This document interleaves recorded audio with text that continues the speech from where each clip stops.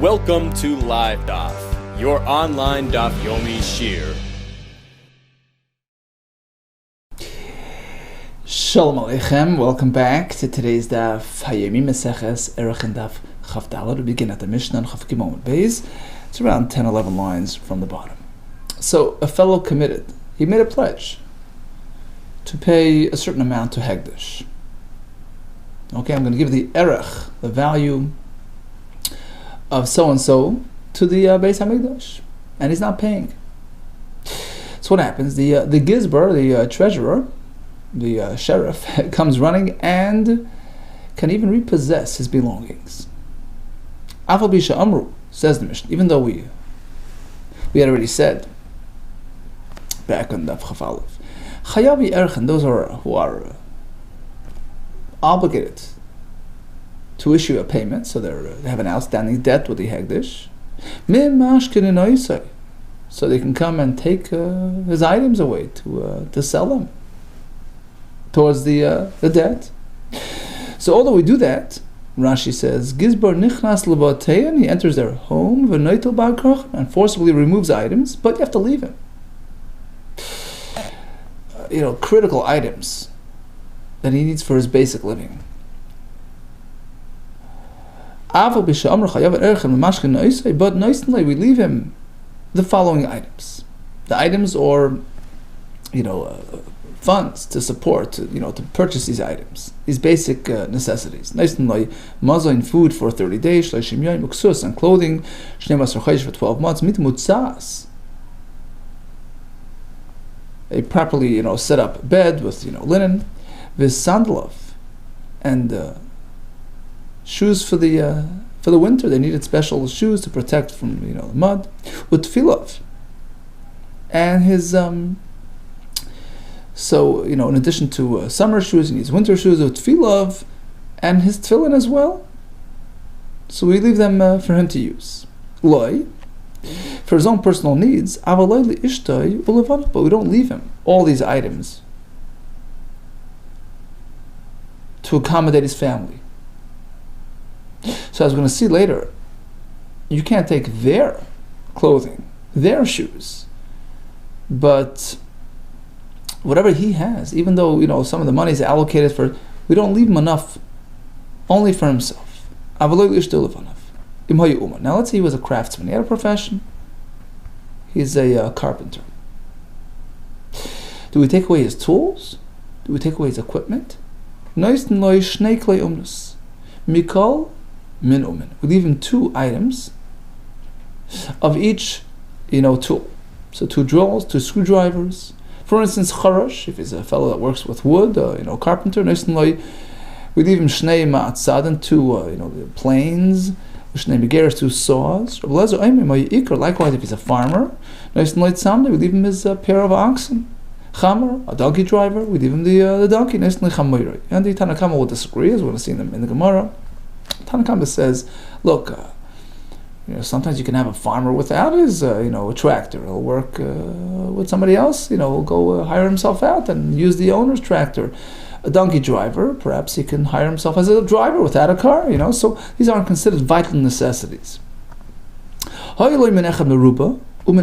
we spoke about leaving him 2, copies of each piece of equipment. But let's say he has 20 screwdrivers and just 1 drill. We don't say, okay, we'll balance it out. How many screwdrivers does it take to buy another drill? He needs 2, right? 1, that he uses, 1 for a backup. And we'll leave him extra screwdrivers to account for that second. We don't say that. The fact is, look, he managed up until today with just 1 screwdriver. Ella, rather, the correct approach is we leave him 2 of the many, meaning 2 screwdrivers, whatever he has from the lesser number, meaning one drill is 1 drill. Hamagdash nechasav, one more halacha, a person gives away all his assets, all his possessions, everything is hegdish. Are his tefillin included? Yes, and he has to buy it back. Malin lo tefillov. We have to, evaluate, estimate the value, and he has to pay that to buy back his tefillin, because that's included in his pledge. Now the Mishnah began that we leave him his basic necessities. How do we know? My time, how do we know? Maybe we take it all. We have a pasuk, Damakro. V'machu, fellow's poor, who? You have to leave him with his basic needs, who? Merkecha, hachiyehu. Let him live, give him his basic needs, his basic necessities, merkecha. Even after you collect, the obligated, amount. But not for his family. My time, who merkecha? Pasuk specifies him. You have to ensure that he has his basic needs.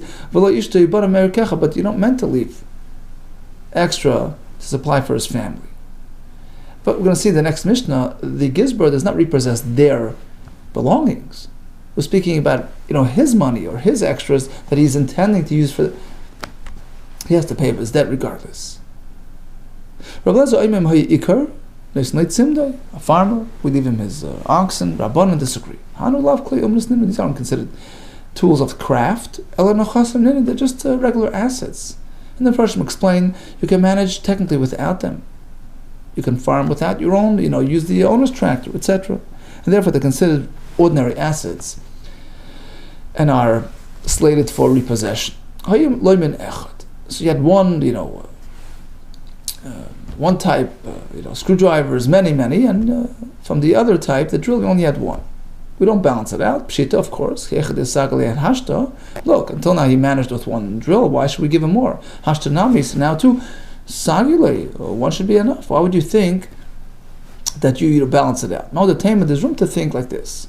Until today, the Hava Leila Shuli, he had extra screwdrivers that he can lend out freely. So perhaps that would give him access to an extra drill if, in case he needs it. Somebody would lend him back a drill in exchange for the screwdriver. Hava Moishle, people would lend him as well. So although he didn't own two drills, but he has access since he has the extra tools to work with, the extra screwdrivers to lend out. But now that he doesn't have extra screwdrivers to lend out, so perhaps he'll have a harder time accessing, somebody who will lend him an extra drill if he needs. So perhaps he shouldn't take the extra screwdrivers. Let him have that little bit of cushion. Kamashman, the point is no. The fact is, you'll need it, you'll borrow it. You managed until now, you'll keep on managing. So a fellow gave away all his possessions. It includes the tefillin as well. In fact, there was a story. Gavra, this fellow that sold, sold all his possessions. And the question is, what about his tefillin? He came to Rav Yemer. He told him, look, tefillin are included unless you stipulate otherwise. Possessions are possessions, including the tefillin. Salikule tefillin. You have to remove his tefillin. They used to wear tefillin all day. You have to take it off and give it to the buyer until you buy it back. Micah Mashman says the Gemara, what's the big novelty here? Mas Nisni. This is in the Mishnah as well. For a person's magdish, all is the nechasim includes the tefillin. We assume the same with a sale. Magdish nechasim only tefillin, right? Perhaps there's room to think, to differentiate. Hasam with the savar. Perhaps we only consider the tefillin included in a pledge and a donation because the person is thinking mitzvah kavod, I'm doing a great deed, something very noble, doing this big donation. So even if it's at the expense of being, being unable to fulfill the mitzvah tefillin, perhaps it's okay. But when a person is merely selling, perhaps we should assume he didn't mean to include the tefillin. Why would he forfeit such a great mitzvah? Mitzvah de gufei, a personal mitzvah. A person wouldn't sell that. Kamashman, the point is no. It's included until you buy it back. Says the Mishnah. So we spoke about repossessing his assets to apply it towards his debt. And that applies to a person who was magdish his nechasim, and a person who did an erech pledge. Okay, so we leave him his basic necessities, but as we said, we can't accommodate his family. But you don't go into their closets and take away their clothing. Once it's theirs, it's theirs. He can't, obligate himself with respect to his family's assets. Whether he was magdish his nechasim, he made an erech on himself, and now he owes this money. So we don't, the treasurer, the sheriff doesn't repossess his wife's clothing or his children's clothing. Even, listen to this, even if he commissioned a suit for them, he had the material dyed for their clothing, So once it's been earmarked for them, it's like they're kainit. Likewise, shoes that he bought for them, which haven't even been worn, but since it was bought for them, it's like theirs, they're kainit, and it's out of reach. Now comes another halach. Sometimes an item can be undervalued if it's out in the farms, right? Or if you take it up to the city, more buyers, more demand, it increases its value. For instance, a diamond sitting out in the farm is worth much less than sitting on 47th Street, the diamond district, right? So the question is, when we evaluate a person's financial standing, a person makes a pledge. The halacha is that the kohen, right, they would go ahead and appraise his financial standing and how much he can afford, and based on that we give him his rate.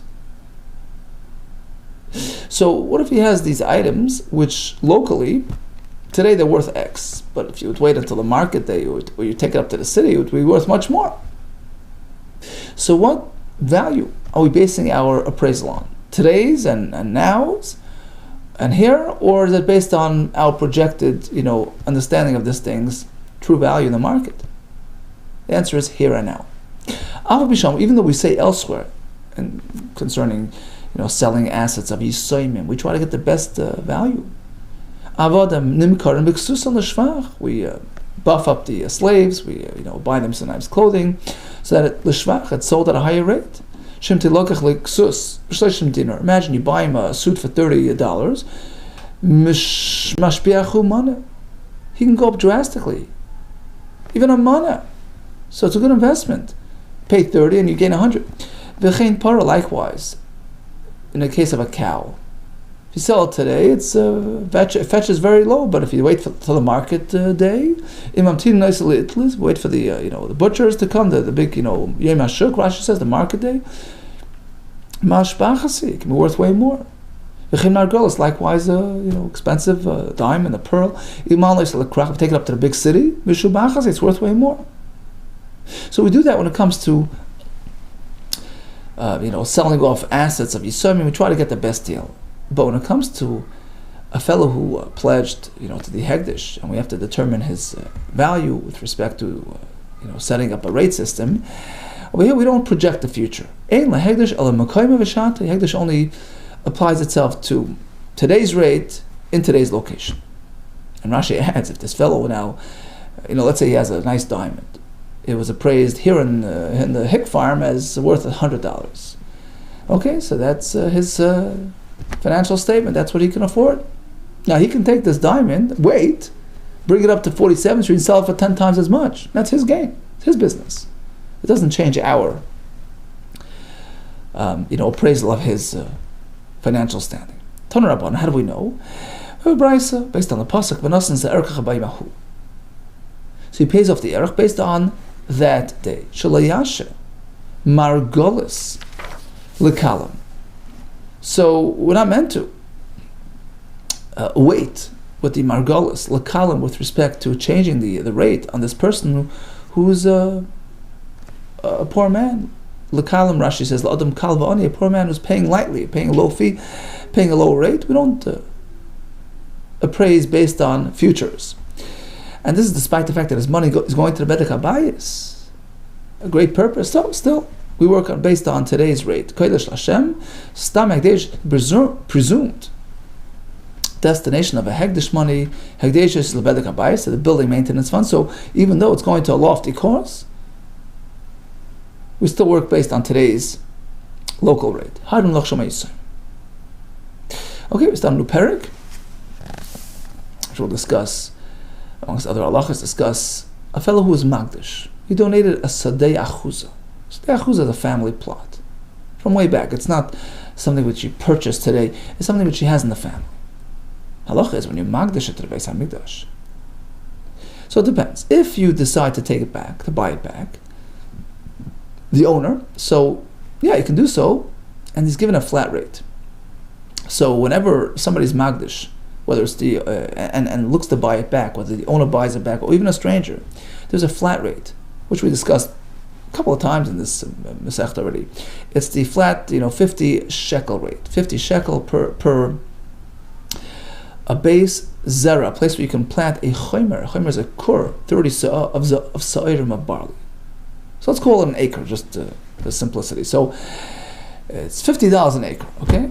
Irrespective of its actual market value. It's a flat, fixed rate prescribed in the Torah. Now, if the owner buys it back, great. So it stays back, it goes back to the former status, it reverts to his ownership, it's back in the family, it's done. However, if a stranger comes and buys it out of the hekdesh, so we apply this flat rate as well, but in this case, it's only going to stay by him until Yovel comes. Once Yovel arrives, it goes back to the Beis HaMikdash, so to speak, and goes to the Kohanim. Hashem gives it out to the Kohanim. Which Kohanim?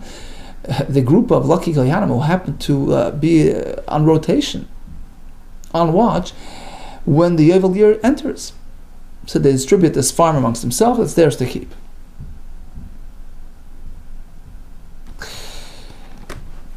Now, when we say you buy it back at the $50 rate, that's if you buy it back at the beginning of a Yovel cycle. So let's say you magdish it right in the beginning. A Yovel cycle is 50 years, right? So you magdish it at year 1, buy it right back. There's still 50 years to go, meaning Hegdish theoretically would hold on to it for the next 50 years. Actually 49 years, because comes Yovel, leaves the Hegdish, so it's only 49 years to go. So you take the $50 and divide it into 49, which gives you about one seller and some change, one seller and a punyon. A seller actually has 48 punyon, so it's going to be 49 times a seller and a punyon, which will give you exactly 50 slime plus a punyon, which is a bit over, a bit extra. So the answer is because it's meant for the conversion fee in the bank. You have to convert all the change to all the punyonas to the large bill, so we have to add a little fee. So basically, that's how the formula works. So if you redeem it now at the beginning of the Yovel cycle, 49 years to go, full rate, $50. Well, let's say it's 10 years down the road. So Hegdish theoretically would only have it for 49 minus 10. So you deduct a seller plus per year that's already passed.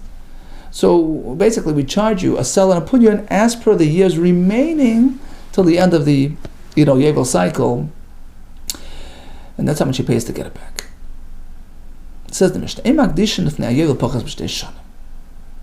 you can't donate a stei achuzah if it's less than 2 years to Yovel. The Gemara later will explain, it doesn't mean you can't donate it. It means to say that if you want to now buy it back, you can donate it.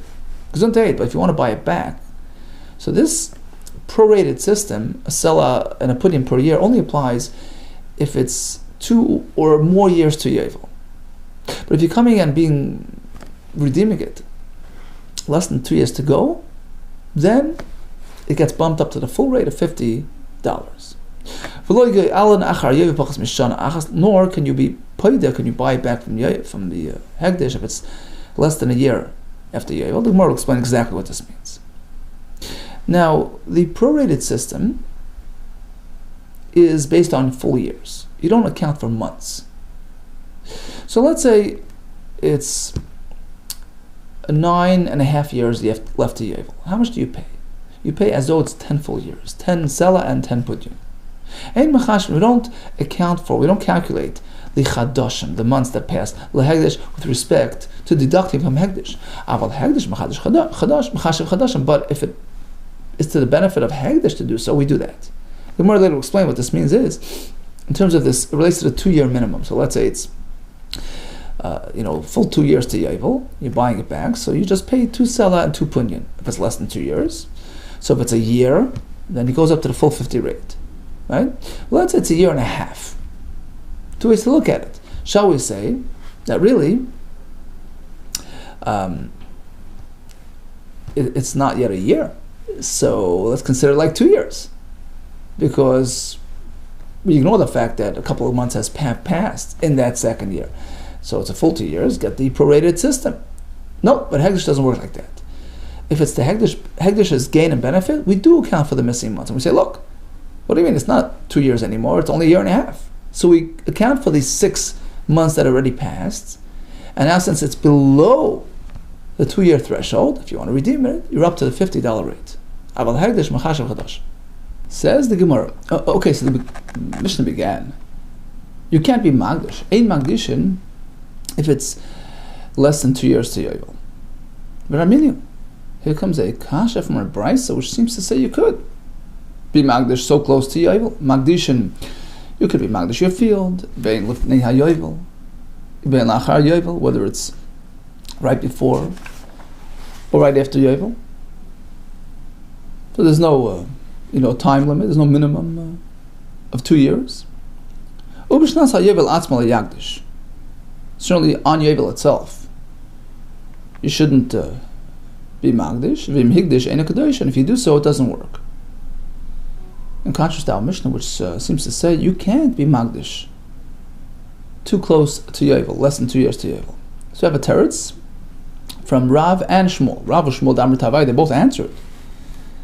But the Mishnah says Ein Magdishin before the Yovel, less than 2 years to Yovel. It doesn't mean that you can't activate Hegdish on your field. It just means to say that if you do so, if it's less than 2 years to Yovel, certainly Hegdish will apply to the field, but you cannot buy it back based on the prorated system of 1 sela and change per year. Rather, it goes up to full rate, $50 an acre. A Magdishin, you cannot activate a Hegdish so close to Yovel Goyel, which will enable it to be bought back big Yerua with this incremental, prorated system. Pachas Mishtei Shanim if it's less than 2 years.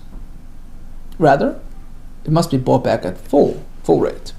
And therefore, so why does the Mishnah say Ein Magdishin? You can't be Magdish, you shouldn't be Magdish. It's just giving us good advice. It's going to cost you a lot. Be careful, watch your money. And since it is so, that this Hegdish will cost you a lot to buy back, the Mishnah is dispensing advice. One should take care of his money. Avoid this extra, expense that's beyond your means, perhaps. And should not go ahead and do that. Don't be Magdish within 2 years because of the increased buyback rate. Okay, so bottom line, you could be Magdish whenever you want.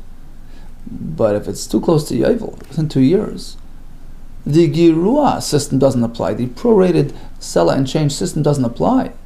Buyback costs you a full $50. It's more. Let's say Magdish Sadeu B'Shnasa Yovel Atzma. If one is Magdish on the Yovel year itself, does it work? Sure, the Kedusha gets activated, but the buyback rate is full 50 shela. Ushmul Amar Eina Kedusha Kol Ikar. He says no. There's no Kedusha being Chal on the field at all. You can't be Magdish on Yovel. So the question is why? Why does Kedusha not get applied in this case? Maskeflo Rav Yosef. I understand certainly when it comes to selling a field. When you sell a field, comes Yovel, it reverts back to the original owner. So we understand why Shmuel holds you can't sell on Yovel itself, because if Yovel can remove ownership, certainly it's not a time to endow ownership, right? It takes it out of the buyer, certainly you can't buy it. So that's good by a sale. But here by the Hegdish, why would we apply that type of halacha? Maskav Rav Yosef. I understand regarding selling the Palak Shmuel the Rav there holds that it works. Shmuel disagrees. I understand Shmuel's opinion. Maybe you can say Kal v'chomer. It's based on logic. If something is already sold before Yovel, comes Yovel, it takes it away from the owner. So it takes out something which is already there. Certainly you can't become an owner. Now that it's not sold, meaning you want to sell it and become an owner, in addition to certainly the sale does not take effect. That's by selling. But over here by Hegdish, what's wrong with being Magdish on Yovel? Why would you apply such logic? But now we have a Mishnah.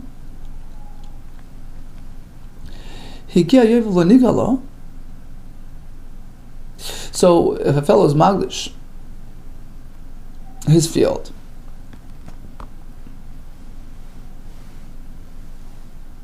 And comes Yovel, nobody had bought it back. Kohanim nichnosen l'toichav neisen dameh.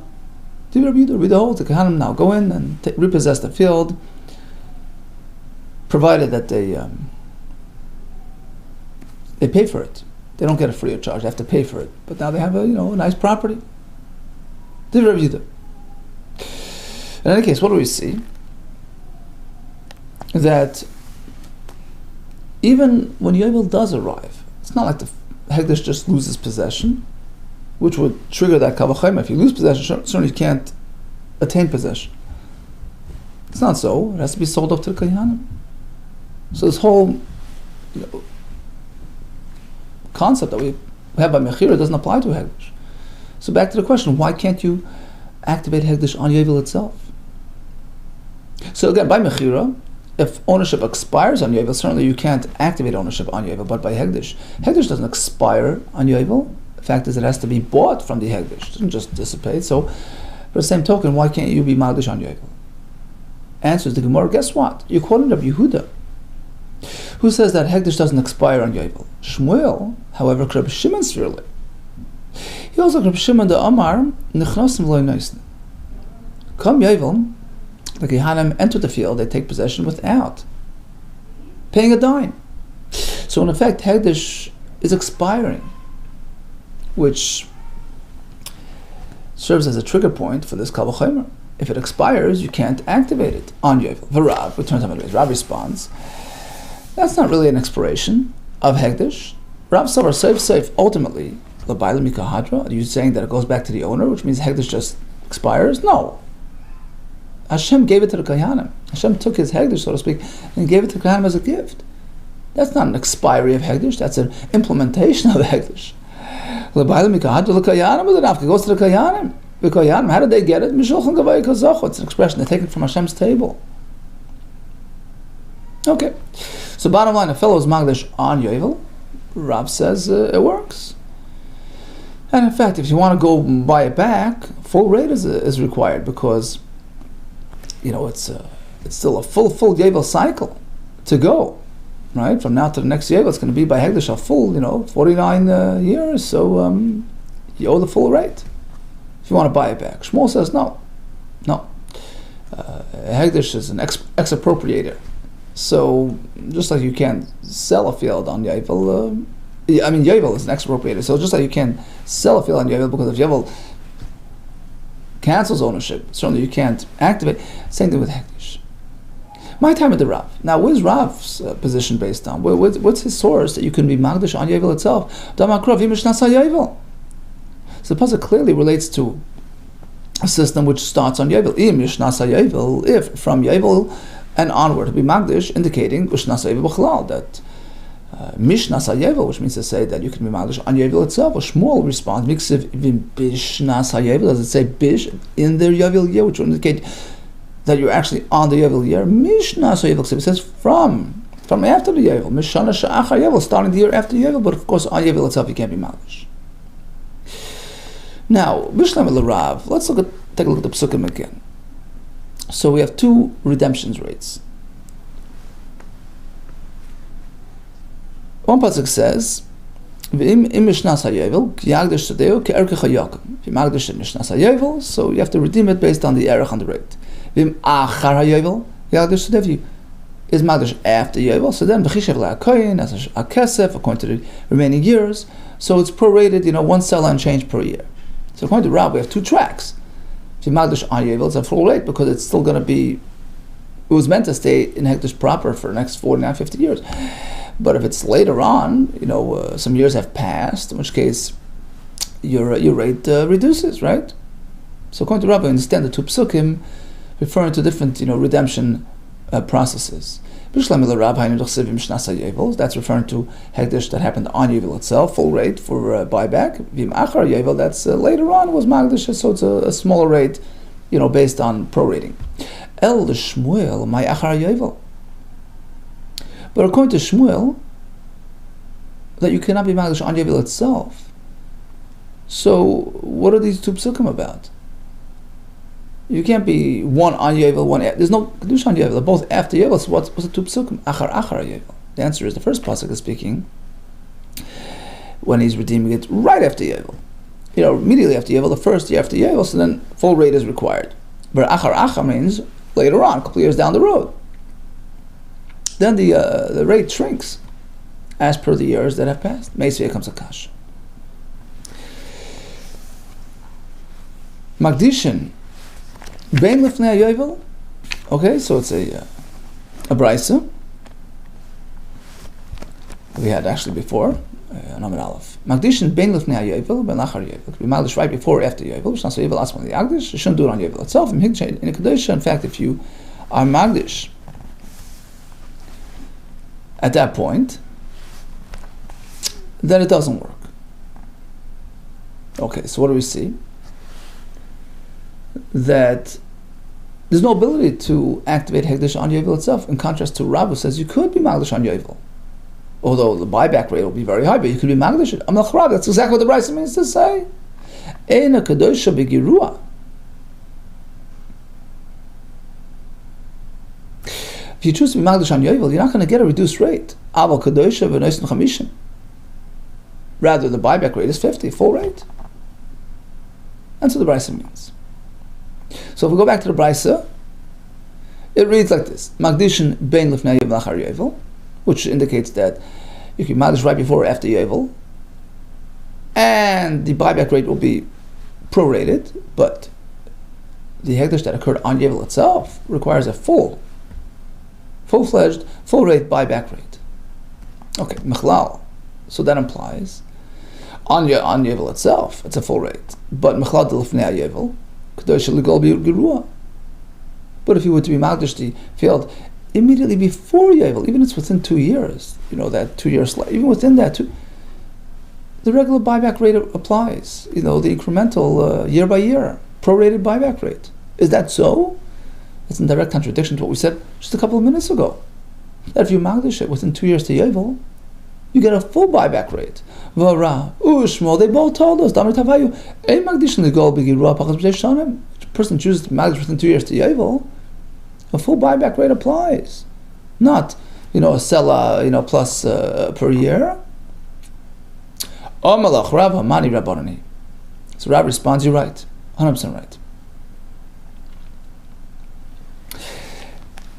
I'm retracting my understanding of this brisa. This brisa, in fact, is saying that you cannot activate Hekdesh on Yovel. Okay? And it's not going to be a contradiction to what I said that you could, because I'm going like Rebbe. If you recall Rebbe back on the Yud Ches, when the Torah refers to a boundary mark, let's say a time zone from here to here, includes that reference as well. So by Pesach it says from day 1 till day 7 includes day 1 and day 7 as well. It's not from following day 1, right? It's including day 1. Likewise over here when it says V'mishnasa Yovel, that indicates you can do Hekdesh even on Shnasa Yovel itself. But this brisa, which we just quoted, indicates otherwise. Hamani Rabbanan, it's Rabbanan who say that when the Torah makes a reference point from here to there, it's after that point. So V'mishnasa Yovel means from after Yovel. I'm going like Rebbe. The Amar already told us regarding Chametz on Pesach, where the pasuk says, from day 1 to day 7, including. Rishon means Rishon B'chal, including day 1. So Chametz starts from day 1, including. Shvi until day 7, Shvi B'chal, including day 7. Chanami as well. The pasuk says, V'mishnas Yovel. It's not from after Yovel. Chanami. Mishnas means from and including that year. Mishnas Ushnas Yovel B'chal. Okay, so it comes out like this. That according to Rebbe, it's really machlekes Tanoim, and Rebbe's according to Rav, it's really machlekes Tanoim, and Rav is following Rebbe's shita. V'mishnas Yovel allows us to make Hekdesh on Yovel itself. Ask the Gemara. Very good, but what's the redemption rate? Now, by the way, Rashi points out that according to Shmuel, he disagrees. He says that even according to Rebbe, when it comes to Chametz, it says from day 1 till day 7, so includes both days as well. But over here, It doesn't say the word va'ad. It could have said, if it meant Hegdish on Yovel itself, it should have said Bishnas. It says Mishnas. According to Shmuel, all agree, the first opportunity to be Magdish is only after Yovel. Okay. Now, according to Rav, however, Rebbe's opinion would be that Mishnas means from the Yovel, including the Yovel itself. So the question is, it's really a full 50 years that Hegdish is going to have it if you Magdish it today on Yovel. Today, plus the next 49 years. Comes next Yovel, the Hegdish loses it. It leaves the Hegdish. But until then, you have a full 50 years. Right? Because every Yovel cycle is comprised of 50 years. 49 plus the Yovel. If he's Magdish it today on this Yovel, which is the last Yovel cycle, and it gets activated today, so it's today plus next 49 years until the next Yovel when it leaves the Hegdish. So it's really a 50-year possession. 50 Sela is the rate, divided into 50 years, it's an even rate, 1 Sela per year. Why do you have to add a Sela and change? If you're taking 50 divided into 49, you have to make up for that extra year, split the last Sela into 49, whatever. But if it's a Hegdish of a 50-year duration, so the buyback is 50 Sela, which is a perfect, even, equal rate, 1 Sela per year. That's the Gemara's Kasha. Ika Rebbe, according to Rebbe, Pundion, the extra penny, the extra change that you add per year, my vite, what's it doing there? Perhaps Rebbe, you're right, he doesn't hold it at Pundion. He holds that it's 1 Sela per year, it's an even rate. Vatanan, we have a Mishnah or a Brisa. Higdish Shtaim Shal Sham Yovel. If a fellow was Magdish his field a couple of years to Yovel, and he wants to buy it back, the rate is a Sela plus per year. Rabbi Aymar, my opinion is nice and Sela Punyon. L'Shana. You owe a Sela and a Punyon per year. Why? The answer is Rabbi Karbi Svirli. We thought that a Yovel cycle is comprised of 50 years. No, Rabbi holds like Rabbi Yehuda, that really a Yovel cycle is 49 years. Because it's 7 times 7 Shemitah, so it's 49. And the next year, which is Yovel, is really already counted as also year 1 for the next Shemitah cycle. So in totality, it's just 49 years. So even if you could be Magdish today on Yovel, and it's going to last for the next 49 years, including this year, it's only 49 years in total. Hence, they sell and punyan rate per year, because you have to take the 50 Sela, prescribed by the Torah, and split into 49. The Amar Shnas Chamishim, the year 50, which is Yovel of last cycle, Oil Lakan can be applied both ways. It's applied as year 50 for the previous cycle, and year 1 for the next cycle, giving us just a total of 49 years to work with. Good. So bottom line, according to Shitas Rav, you can Magdish a field on Yovel, according to Rebbe's Shita, and it's going to stay in Yovel in Hegdish's possession for 49 years, right? Hence the Sela Punyan rate per year. For you need to divide the 50 Sela total by 49. Now the Shmuel who says that according to all Shitas, even Rebbe, you can't be Magdish on Yovel. The first opportunity is the year after Yovel. So let's go back to this buyback rate. How's that going to work? Why is it that we're splitting 50 Sela into 49 years, indicating that at most, right, the Hegdish will only take possession for 49 years until the next year. Lema Rebbe Rabbanon Svirle. So you have to say, perhaps, that Rebbe holds like the Rabbanon, in terms of the fact that a Yovel cycle is 50 years. And since you cannot activate Hegdish on the Yovel itself, only the year following, leaving us another 49 years. Hence, the 50 Sela divided into 49. The Yikra Rabbi Svirle, but if he would be following Rabbi Yehuda's Shita, that really the full total cycle is only 49, well, you have to deduct for this year, because you can't be Magdish on Yovel itself, leaving us just 48 years to work with. So really, you're going to divide 50 into 48. That gives you more than a Sela and Punyan. It's a Sela and 2 Punyans. Sela or Shtei Punyanis, it should be Sela and 2 Punyans. You have to say L'Shmuel, that according to Shmuel's opinion, that you can't be Magdish on Yovel, so you have to shave off that year from the total, number. You have to say that Rebbe Rabbanon Svirle holds like the Rabbanon, that in fact the full cycle is comprised of 50 years, and you shave off the Yovel year, which you can't be Magdish on, leaving us 49. So at the formula, 50 divided to 49. Leaving us with a Sela and a Punyan per year. Tashmai comes another raya. Another Hashan Rav allows us to be Magdish on Yovel. Our Mishnah says, you can't be Magdish. You can't redeem less than a year after Yovel. Now what does the Mishnah mean? So when we learned the Mishnah, we said we're going to leave the explanation for the Gemara. Here it is. How do we understand that statement? You can't buy back less than a year after a Yovel. So let's see how Shmuel is going to learn and how Rav is going to learn. Bishlam the Shmuel, according to Shmuel, I understand. Mission just means that you can't redeem something which had been donated on Yovel. There's no concept of Hegdish on Yovel. Okay, so that first opportunity is after Yovel. You magdish it now and be goyelet.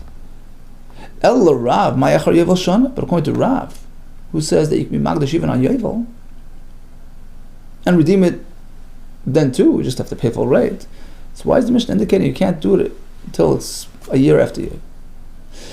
Says the Gemara, Mi Savras Achar Yovel Mamish? Do you mean the Mishnah is referring to what happens right after Yovel? You have to wait a year? No. My Achar Yovel be'emtza Yovel. The Mishnah is talking about many years later. We turn to the next Talmud. Many years later, 20, 30 years past the Yovel. And all the Mishnah is saying like this. You can't reckon months. You can't calculate for anything less than a year. So suppose it's 19 and a half years left to the next year. How much is it going to cost you? Is it like 20 years left? Or do you say, no, it's already 6 months into the next?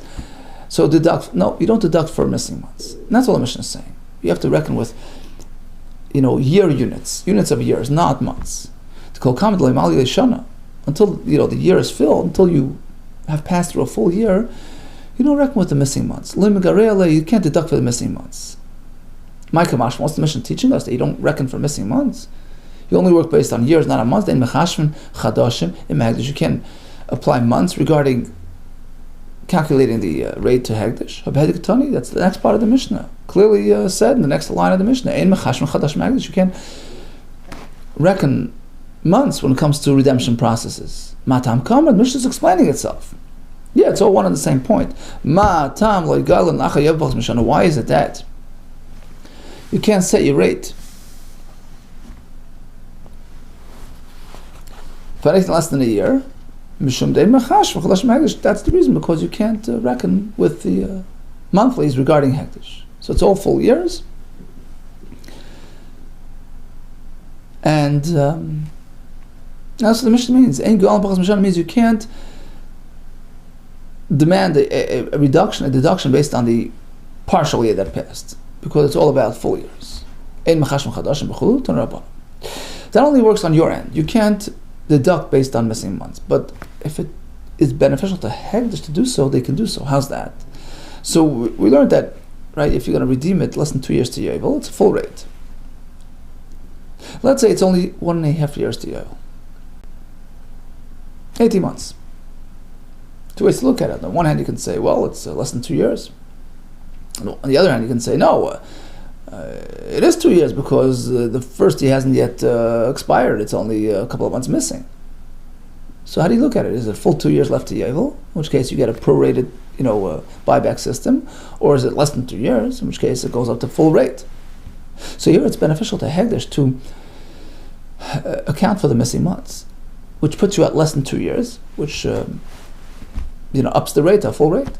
And that's what we do. How do we know that we can't reckon for the missing months to deduct from our buyback rate? The Kohen reckons based on remaining years. You can reckon based on years, but not on months. We have to That's only on my end. There's a Gersa Shemratza Hegdish. How do we know that if Hegdish, if it's beneficial to Hegdish to do so, to apply the months to the year, they do so. How exactly?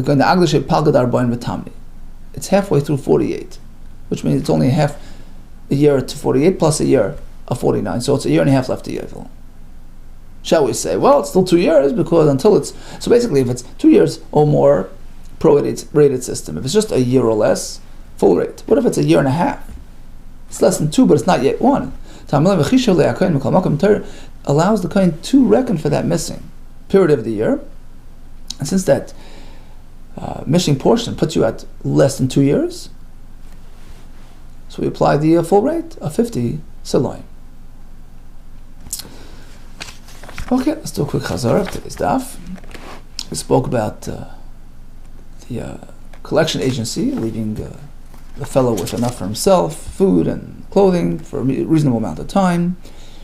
Likewise, he wouldn't take his family's belongings. Regarding tools of trade, we leave him 2 apiece. The tefillin actually are included, and he has to buy it back. I spoke about basing our evaluation of his assets based on current local rates, not based on future projections. A person's magdish asadei achuza. Can he be magdish on Yovel itself? There's machlekes there. According to Rav, according to Rebbe's opinion, yes. According to Shmuel, not. How much is the buyback rate? Typically, it's 1 sela and punyan per year, meaning if he's magdish it with 49 years to go, so as the years go by, we deduct 1 sela and a punyan per year. However, if he's magdish it within 2 years to Yovel, the buyback rate is a full 50. And likewise, according to Rab, a hegdish that occurred on Yovel requires a full buyback rate of 50. And we explained how it is that we take the 50 and divide it into sela and punyan, because according to all opinions, the maximum hegdish is a period of 49 years, which takes 50 to 49, which leaves you a sela and punyan per year. Regarding reckoning months, so the buyer back will not reckon for missing months, whereas hegdish will do so. For instance, in the case of the 2-year minimum, if it's a bit below 2 years, we reckon for that missing portion, which bumps it up to the full rate of 50 sela. All the best to you, Mr. Tavis.